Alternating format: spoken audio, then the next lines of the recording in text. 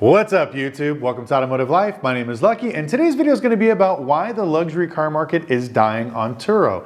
Now, before you guys get triggered and leave a bunch of crazy comments, please watch the video the whole way through so this way you get an understanding of where I'm coming from, and it'll make much more sense when we're done.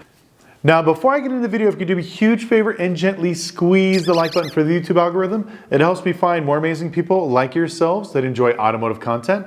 Also, please consider subscribing. We post 3 times a week, so make sure you click the notification bell so you're notified whenever we post. And also, follow us on Instagram at automotive.life. We do a lot of really great stuff there. We just had a really cool video with a few other big YouTubers. Houston here in Vegas owns Exotic Royalty. Graham Steffen, we took out a Koenigsegg, drove it all over the place, good times.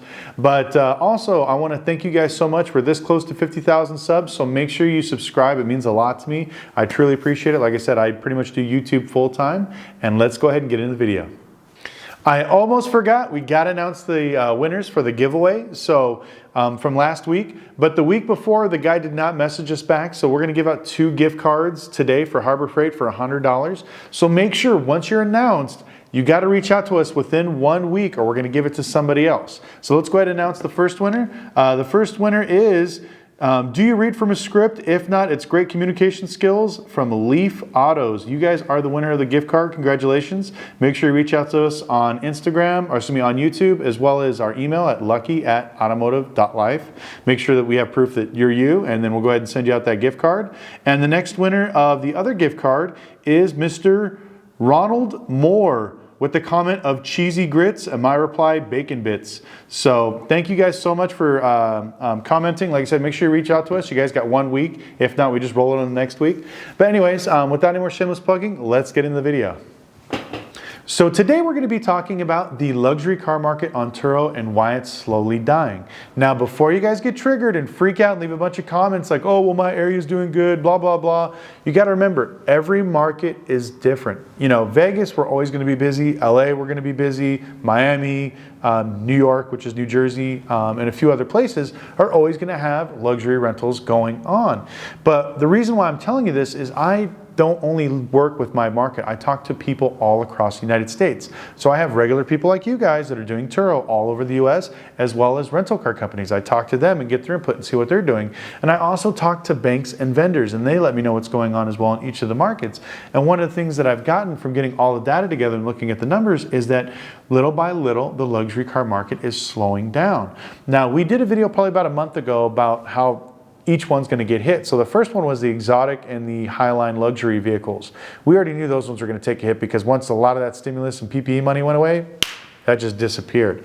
So now we're having an issue with certain other things that went on in the economy that's slowly slowing down the luxury car market. Now, people are always going to travel, no matter what it is. You know, people have to do business, people have to visit family, but that extra money that they used to have, they don't have anymore. So now they're only paying for economy cars. So that's why we always say, you know, the best way to hedge yourself against a lot of these problems is to do a simple formula. You want 5 economy cars, 2 luxury cars, and then maybe 1 highline car. And that's how you do it. So these 5 economy cars will always pay for the 3 other cars, and then whatever you make off the 3 is pretty much pure profit. But if you do it this way and you kind of break down your formula, you will always stay busy. It's like diversifying your automotive portfolio. So this way you're always got some sort of rental going on, whether the economy's good, economy's bad, you got different cars, you know, going out each month. Now, one of the reasons why it's slowing down is we're going to talk about the economy. Now, as you guys know, I make jokes all the time, all the stimulus ballers, they're gone. They've already spent all their money. Everyone's probably out getting evicted, getting kicked out. You know, a lot of these people were making, you know, $4,000 a month sitting at home. They had whatever, $400 a month from unemployment, and some states had $300 to $600 extra every week on top of that. So some of these people, like I said, were making $4,000 a month staying home. It's over. So now these people are going back to work, and let's say they get a regular job, 9 to 5, and they work something like retail, they're making $2,000 a month.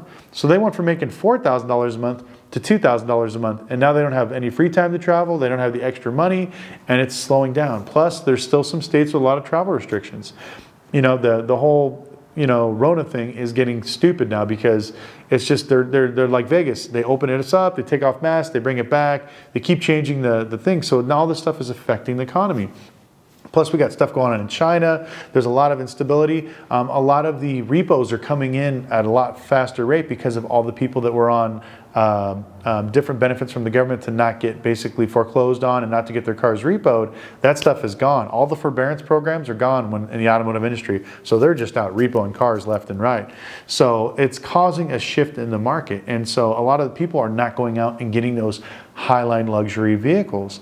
So my advice to you today is to never put all your eggs in one basket. Now I have a few students that are probably watching this right now that have only Teslas, and I'm going to tell you, just like I tell you on the phone, do not get all of one car. If you have luxury cars, that's great. Go get a bunch of economy cars after that. You want to diversify. You don't want to have just one type of thing. Now, if you're in a specific area like, like Vegas, we do have those travelers that come here and they spend a little bit more money. That's fine. I've seen people survive. It's been like this always in Vegas. But when it comes to if you're in a small area or maybe a suburb or something else, don't do that. I know that luxury cars is the sexy thing to do. Everybody wants to rent Mercedes, BMWs, Cadillacs, Lexuses, Audis, all that stuff.